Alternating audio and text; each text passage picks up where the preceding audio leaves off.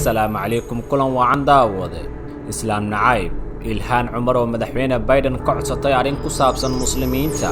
waa maxay duqeynta ee Soomaaliya ka geysteen Mareykanka إلهان مدحوين بايدن ka dalbatay inuu jawaab sax ah degdeg ugu bixiyo balse maxay tahay jawaabta la siiyay بايدن ka horna إلهان waxa uu jawaabay wasiirka amniga Galmudug dumaashi dadaalkan Nala Gal warbixintan iyo muuqaalkan sheekadaas ayaan ku soo koobi doonaa haddii ay tahay daawade markii ugu horeysay uu channelkayga ku soo gaaro magaciigu waa Yaxye Maxamuud Maxamed wixii la joogisi bixismo ay ku furan tahay balse waxaan ka codsan lahaa inaad la joogto oo aad ka mid noqoto daawadayaasha aan halkan muuqaalada ugu soo gudbiyo aynu ku bilaabno Ilhaan Cumar oo gobolka Minnesota u matasha Aqalka Wakiillada Mareykanka Congress-ka ayaa hogaaminaysa koox u ololeynaysa in maamulka Joe Biden uu abuuro golo qaabilsan la dagaalanka Islaam nacaybka gabadhan ka tirsan xisbiga talada haya ee dimuqraadiga ayaa arintani la kaashanaysa xildhibaano kale oo isku xisbi yihiin Ilhaan iyo kooxdeeda ayaa ugu baaqay wasiirka arrimaha dibadda ee Mareykanka Antonio Blinken inuu yagaleelo xafiis gaar ah oo ka shaqeeya hawshaas xilli dambiyada la xiriira Islaam nacaybka ay ku sii fidayaan caalamka fariin ay soo dhigtay barteeda Twitter-ka Ilhaan Cumar waxay ku tiri waa inaan ku baraarugnaa Islaam nacaybka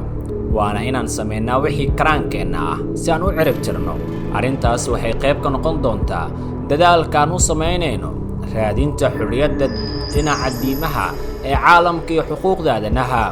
waxaan aragnaa inuu sare u kacay Islaam nacaybka uuna ku jiro meel walba oo dunida ka mid ah taas ayaa sababtaan u wadno warqaddani aynu la kaashanay innagoo dalbanayna in la sameeyo xafiis gaar ah oo la tacaala Islaam nacaybka ayay soo qortay warqadda loo diray Blinken ayaa Ilhaan Cumar iyo 23 xildhibaan oo ka tirsan xisbiga dimuqraadiga waxay ka codsadeen in wasiirka arrimaha dibadda ama wasaaradda ay sameeyso hay'ad la mid ah mid ka shaqeysa la dagaalanka yahuud nacaybka sidoo shaaciyay wargeyska Daily Mail waa la soo dhaafay waqtigii Mareykanka sida adag uu istaagi jiray taageeridda xurriyadda diimaha kala duwan ee dhammaan dadka iyo inuu mudnaanta ay u qalanto u siiyo dhibaatooyin Islaam nacaybka ee ka jira dunida ayaa ka mid ah qoraalada ku jira warqadda uu helay telefishinka CNN sargaal ka tirsan aqalka cad ayaa talaadadii ku dhawaaqay in madaxweyne Biden uu dhawaan magacaabi doono qof ay shaqadiisu tahay inuu noqdo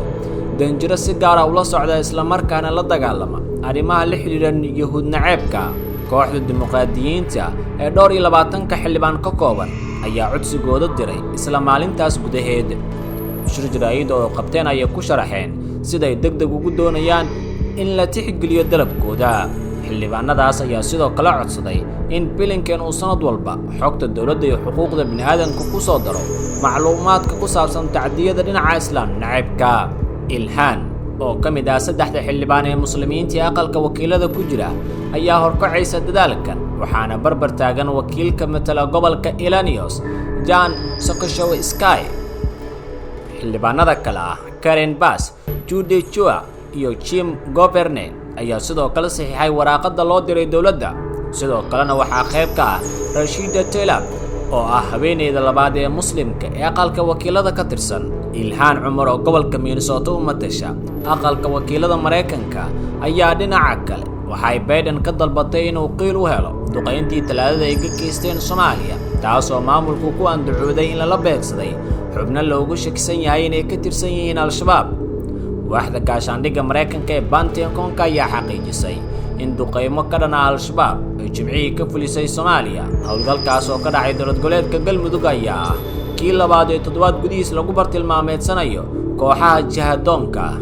duqeymahaas ayaa kuwii ugu horeeyay ee Soomaaliya ka dhaca tan iyo markii maamulku la wareegay madaxweyne Biden waxaana arrintaas waxoogaa buuqa ka dhalisay Washington waxaana arrintaas timid iyadoo la sheegayo qorshayaasha aqalka cad ee uu soo bandhigay la taliyayaasha amniga qaranka Jake Sullivan bishii Janaayo si loo xadido howlaha diyaaradaha aan duuliyaha lahayn inta maamulku dib u eegis ku sameynayo siyaasadda la dagaalanka waxa loogu yeero argixisada arintani inta uusan ka jawaabin Biden waxa ka jawaabay wasiirka amniga Galmudug jawaab u dhigantay mid dad badan ka khusulsiisa ayuu sameeyay isagoo hadalkiisa gabagabo ugu dhigay dumaashi dadaalkan Nala Gal wasiirka amniga Galmudug Axmed Macalin Fiqi qoraal uu Facebook-kiisa soo dhigay waxa uu ku jawaabay Ilhaan Cumar oo gobolka Minnesota ku matasha aqalka wakiillada Koongareeska waxaana maamulka Biden iyada ay ka dalbatay qiil u helidda duqeynta talaadii ay ka geysteen Soomaaliya wasiir Axmed Macalin Fiqi ayaa sheegay inay habboon tahay in xildhibaan Ilhaan ay ka digtoonaato in hadalkeeda uu ekaado hiil ay u fidinayso argagixisada Al-Shabaab ay dhibaatada ku hayso ummadda Soomaaliyeed waa sida qoraalkiisa uu dhigay walaasheen Ilhaan Cumar xisaabtanka gudaha hay'adda dalkeeda way u furan tahay balse waxa habboon inay ka digtoonaato in hadalkeeda uu ekaado hiil ay u fidinayso argagixisada Al-Shabaab ay dhibaatada ku hayso ummadda Soomaaliyeed